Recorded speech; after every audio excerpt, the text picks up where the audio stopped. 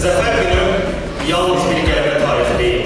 O, millətimizin birliyinin, gücünün və iradəsinin təntənəsidir. Alıqda bir, tüstüdə bir, mənim üçün bu torpağın altıda bir, üstündə bir. Allah Azərbaycanımıza hər zaman azad olmağı, qalib olmağı qismət edəsin.